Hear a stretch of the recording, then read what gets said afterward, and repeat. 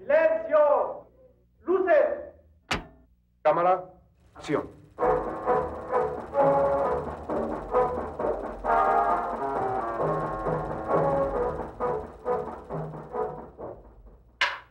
Escena 1, toma 1. Los que hicieron nuestro cine.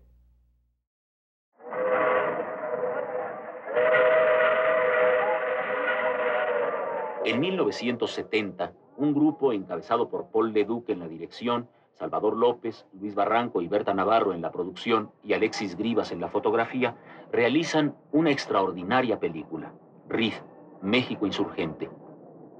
Tanto esta obra como El Principio de Gonzalo Martínez, cada una con su peculiar enfoque, nos proponen un nuevo acercamiento al tema de la Revolución Mexicana. Ambas rompen los esquemas simplistas y los estereotipos que se habían formado alrededor de este tema durante muchos años de cine mexicano, con la notable excepción de Fernando de Fuentes en los años 30. Volviendo a RIF México Insurgente, su forma independiente de producción con pocos recursos y mucho entusiasmo dio como resultado una obra personal que logra conjuntar el interés y el esfuerzo de un grupo muy notable de técnicos y artistas mexicanos.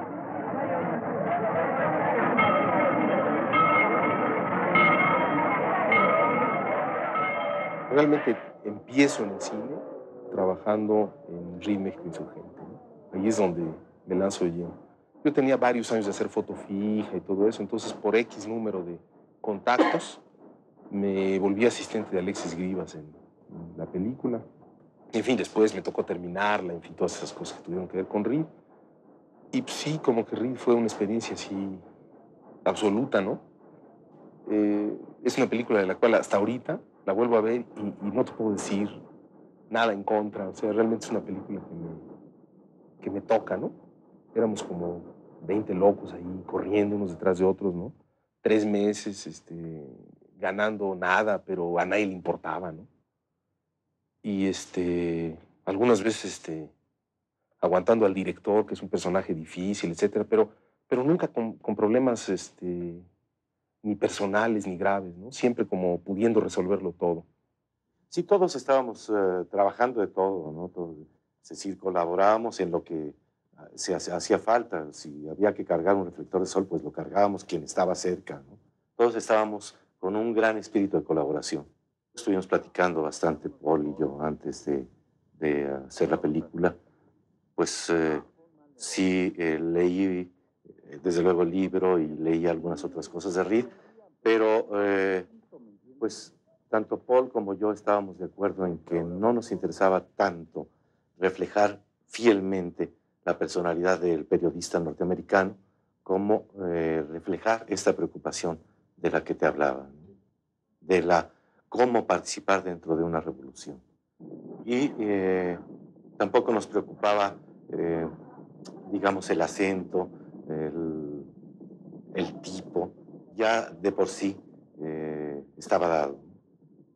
Lo que nos interesaba era que fuera un personaje que se le notara que tuviera una gran sinceridad, que fuera una actuación muy natural, muy como era yo en ese entonces. Mira, yo siempre hago túneles, ¿entiendes? Yo siempre he estado jugando a eso, a aguantarme el miedo del túnel. Pero jugando, ¿entiendes? No enfrento mis peligros, enfrento peligros ajenos. Siento que eso es trampa, Longino. Mira, voy a una huelga, apoyo a los obreros. Llega la policía y nos meten a la cárcel. A mí también. Pero solo 4 días. Porque soy periodista. ¿Entiendes? En cambio a ellos, meses, años. Porque estaban luchando por sus hogares, por sus familias, como ustedes, Longino. Yo no. Yo tengo miedo. A lo mejor van a matarme, pero el peligro es de ustedes. ¿Entiendes? Ustedes están luchando por sus tierras, por su patria. Yo no, Longino. Yo estoy aquí quizá para para sentir miedo, para sentir que soy valiente, no tener que luchar, ni tomar un rifle, ni... No, Juanito, pero pues si tú te metiste aquí en la bola para contar la verdad, ¿no? Y eso es muy bueno, Juanito. La verdad.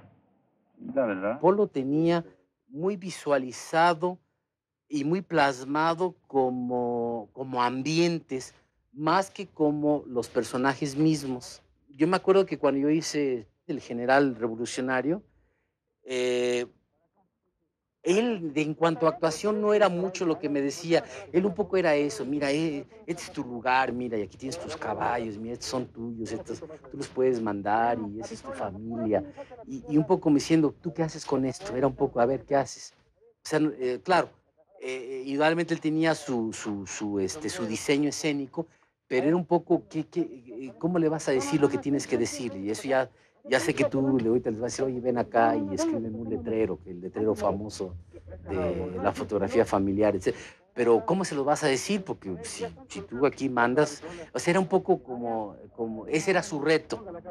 Se sentía uno estimulado y empezaba uno a hacer las cosas como siento yo que a Paul le gustaba que lo hiciera uno, ¿no? Mal que bien, ¿no? Por un lado era desmistificar esa imagen de la revolución que había dado el cine mexicano en tantas películas, quitando desde luego las de Fernando de Fuentes. Y fue como regresar un poco a esa vía que desgraciadamente deberíamos de volver a usar de Fernando de Fuentes. No lo veo muy claro en ese momento, lo veo ahora. Y desde luego, pues el rigor de Paul en esa película, por un lado. Por otro, el demostrar que se podía hacer un cine al lado. Yo creo que fue ya hubo muchos casos antes. Siempre ha habido en el cine mexicano casos aislados. Ahorita no los recuerdo algunos de Corquidi y Reynoso, algunas pequeñas cosas de Archibaldo Brum, la película de Giovanni Corporal. Siempre ha habido en el cine por ahí esos afortunados casos aislados. Y esto pues fue demostrar que se podía hacer una película fuera de la industria, y una película pues que en su momento, no sé si todavía ahora, pues tuvo mucho valor. Cuando empezamos al principio, andábamos todavía en la banda, sin bandera, bandidos, pues. En esa época, pues era fácil manejar a la gente. Los muchachos éramos pocos, era como una familia que andábamos de un lado para otro, escondiéndonos. Como mosquitos picábamos y nos salíamos, y la cosa era ir debilitando y debilitando. Pero después vino la visconversa, y el que se empezó a debilitar era el enemigo y nosotros íbamos siendo más fuertes. Entonces había que cambiar nuevas cosas y poner lo que se llama la disciplina. Y establecer estas reglas que usted me está diciendo, de la táctica y la estrategia. Yo no, así como quien dice, estudiar fuertemente esas cosas, pues sería yo mentiroso si le dijera que lo hago. Pero eso sí, ver con precisión dónde voy a pelear, eso sí lo hago. General, en la Convención de La Haya se publicó un libro sobre las reglas de la guerra. No sé si usted lo haya leído, pero... Sí, lo leí. No sé quién me hizo el favor de regalármelo, me lo mandaron por correo. Me dio mucha risa, lo leí. Como novelita lo leí. Y luego se lo pasé a los generales. Y estuvimos conversando y llegamos a la conclusión de que el dicho libro está hecho por gente que no conoce guerra. RIF México Insurgente tuvo un reconocimiento importante por parte de la crítica tanto nacional como internacional. En Francia se le otorgó el premio Georges Sadoul a la mejor película extranjera. Desgraciadamente, esta calurosa acogida de la crítica especializada no se reflejó en la taquilla. Una inadecuada comercialización le significó a sus productores no solo no recuperar su inversión, sino el convertirse en deudores. Esta película ha quedado como una de las obras cinematográficas más importantes de la década de los 70. Así como RIF México Insurgente nos presenta una visión casi documental, a la vez distanciada y comprometida de la Revolución Mexicana, El principio de Gonzalo Martínez nos ofrece otra visión personal llena de fuerza y de pasión sobre el mismo tema. Con un mosaico de situaciones y personajes de su natal Chihuahua, este realizador presenta la situación social prevaleciente en los inicios del proceso revolucionario.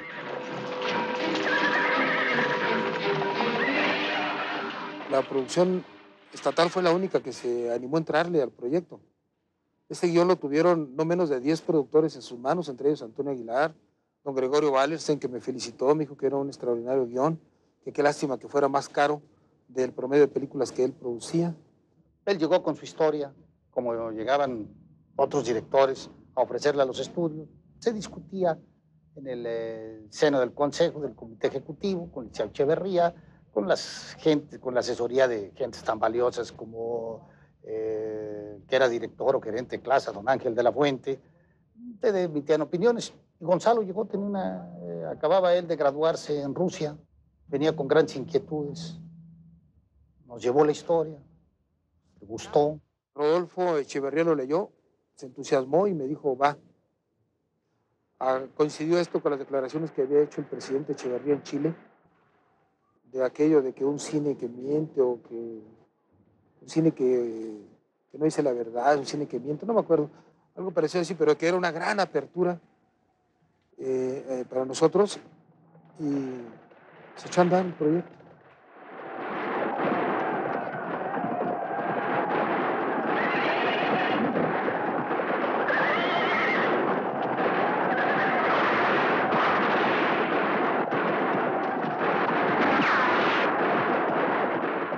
El principio es gran parte de la vida de Gonzalo.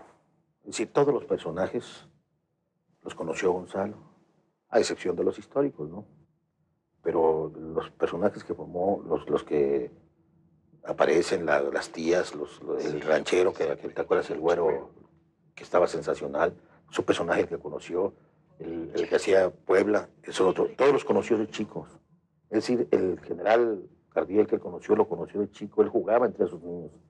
Entonces él se basó en hechos reales, en el gran cariño que le tiene Gonzalo a su tierra y a los personajes y a todos sus familiares y a todos sus paisanos. En sí, el principio sí tiene mucha historia de su mismo pueblo, de Camargo. Originalmente era una idea en el estilo de Amarcord. O sea, recuerdos de la infancia, de la adolescencia, lo que me contaba el tío, lo que me contaba mi papá, las calles de mi pueblo, personajes así, ¿no? Y sin mayor trascendencia que una evocación nostálgica, ¿no? Pero cuando regresé a México el 68, tal vez por el clima que se vivía en México, me puse serio a escribir el guión. Entonces le di un marco ya histórico, incluso me fui para atrás, y una intención política, alusiva a los acontecimientos del 68. Entonces resultó otra cosa. Por ahí quedan algunos personajes que son todavía en esa onda de Amarcord. ¿No hay nadie en esta casa?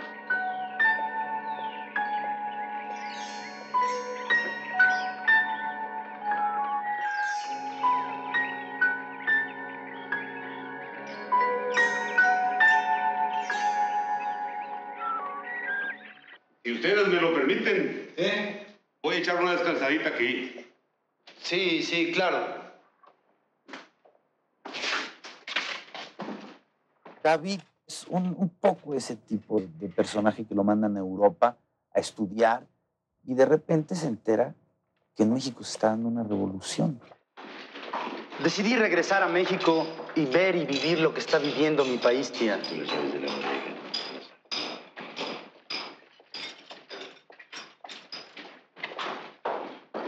¿No la aburro con todo esto, tía? Ay, pero claro que no, si te estoy oyendo, hijo.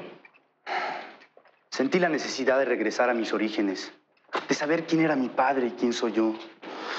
Están ocurriendo cosas muy importantes, tía. Y yo quiero saber cuál es mi lugar dentro de todo esto. Pero yo solo sé pintar. Y México no es un país para pintores. Era un personaje que para mí, pues, era recordar cosas, era recordar, siempre ver cosas, recordar Y como yo tenía más bien la escuela de teatro, donde siempre tienes que decir cosas, hablar cosas, me costó mucho trabajo aprender que era con los ojos, con la mirada, con el sentir, con nada más el percibir y entender que luego con imágenes Gonzalo iba a hacer todo esto, ¿no? Conocí a Gonzalo, empezamos nuestra amistad, sin saber yo le estaba preparando el principio. Me tocó hacer un papel que estaba destinado, que Gonzalo había escrito para Carlos Ancira. Y Carlos Ancira tenía teatro y no le gustó el papel. La realidad es que no le gustó el papel. Entonces Gonzalo dijo pues, que lo haga Bruno. Lo hice el papel y fue el principio realmente de la importancia más fuerte de mi carrera, ¿no? Era un general loco, porfirista, que había estado en Puebla y se volvió loco al perder todo, salirse Porfirio Díaz y todo, y se fue a vivir por allá a Chihuahua, y Gonzalo lo conoció en su infancia. La escena que hago cuando estoy platicando a los niños las aventuras es una escena de la cual estoy muy satisfecho honradamente porque tenía pensado Gonzalo 2 días para esa secuencia. Y entonces llegué a la escena, me dijo Gonzalo, me caminó, nos fuimos a caminar y dice, ¿cómo has pensado el papel? Y yo honestamente le dije, Gonzalo, todavía no lo encuentro. Y me acuerdo muy especialmente, nos fuimos platicando, me dijo, ¿cómo piensas? Le dije, ya sé el tipo, pero no sé cómo camina, no sé. Dice, ¿tú te acuerdas de Pedro Armendáriz? Sí. ¿Cómo caminaría Pedro Armendáriz? Pues ya le dije que bueno, así hazlo porque tú eres distinto a Pedro Armendáriz y no te vas a ver como Pedro Armendáriz. Estás imitando, pensando en la imagen de él, pero no eres distinto, ¿no? Y me puso una marcha, se llamaba una marcha de Leiva, me la puso para que caminara. Me dijo, vamos a tomar un máster, ¿no? De la escena. Ok, está listo, sí. Eran como 4 páginas de un monólogo. Vamos a tomarlo. Lo tomamos y me lo aventé de un tiro. Me cargó en sus brazos para llevarme a un lugar menos enfilado por los fuegos del enemigo. Y otro golpe de metralla me hirió el brazo. Y los dos al soldado que me conducía.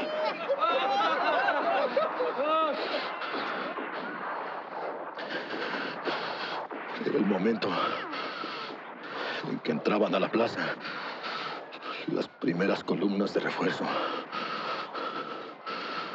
Una que mandaba el coronel Luis Mier y Terán, y otra que mandaba el teniente coronel Juan de la Luz Enríquez. Y así sucesivamente, fueron llegando todas las demás.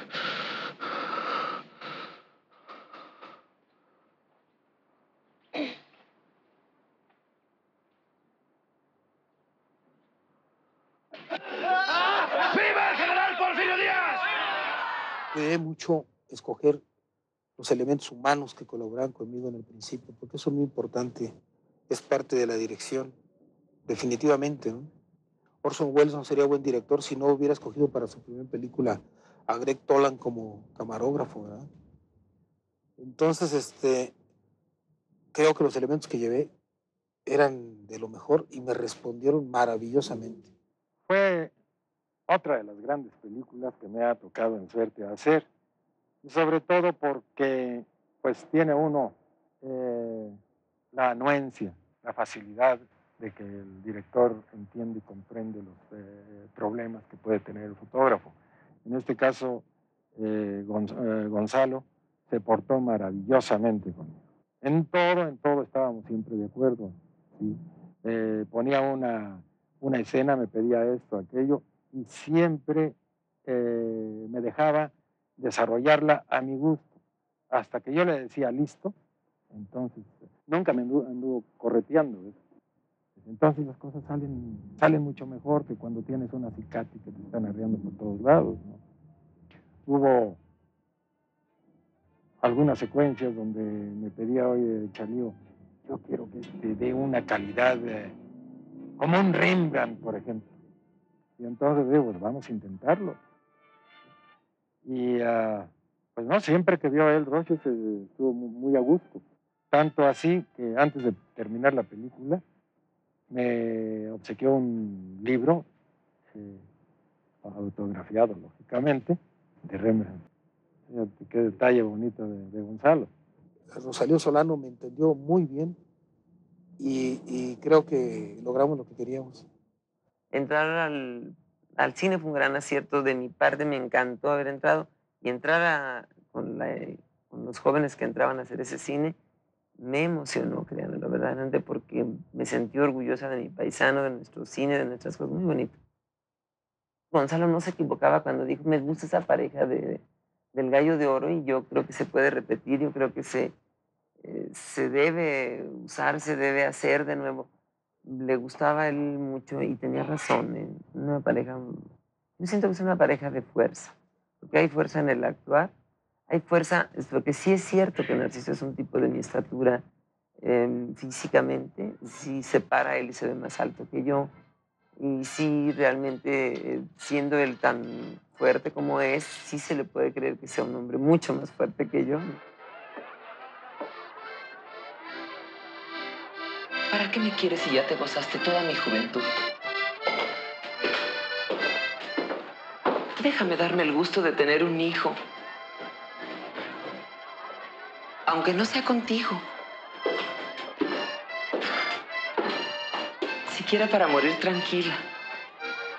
Francamente, se comprometieron a tal punto con la película que ya era un problema de ellos el que la película se hiciera bien. Incluso el último día de rodaje era sábado, teníamos que terminar el viernes en la noche porque era llamado nocturno y me faltaba, amaneció cuando todavía me faltaba una secuencia allí en la fábrica cuando llega el cacique y realiza la matazón ahí en la fábrica, faltaba todo eso. Y entonces una persona que habían mandado como delegado por parte de la empresa estatal para que me arreara, me dijo, bueno, pues qué lástima, se acabó la película, ¿verdad? Y fue tanta la indignación de todos, artistas y técnicos, que dijeron, no, no se ha acabado, mañana regresamos a terminarlo, aunque no cobremos ni un centavo por nuestra cuenta, ¿verdad? Y usted se puede ir ahora a México, cuando usted llegue a México ya habremos terminado la película y vamos a ver qué pasa. Entonces esa respuesta de los trabajadores me levantó el ánimo, nos fuimos a dormir y regresamos en la tarde y terminado la película a la 1 de la mañana. Y mucha gente estaba llorando, de los técnicos. Pepe Carlos, un viejo que había hecho cientos de películas, decía, ¿cómo? ¿Ya acabamos? ¿Ya de verdad ya no queda ni una escena? Le preguntaba a Carreño el script. No, pues ya no queda ninguna. Y se echó a llorar. No quería seguir trabajando. Era un clima muy bonito, muy bonito. ¿Ves?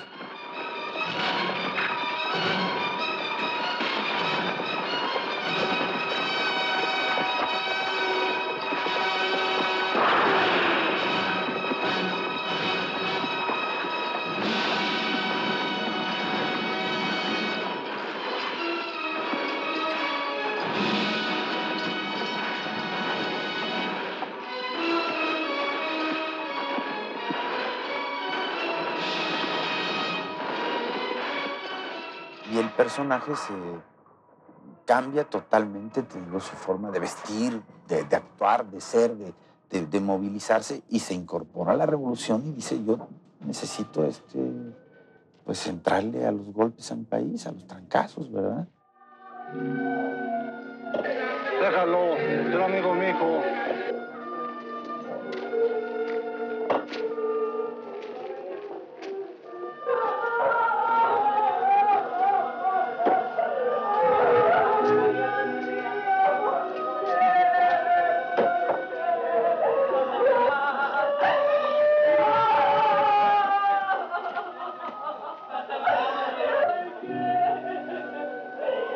¡Vámonos! ¡Ahí dejen que las viejas entierren a su matito!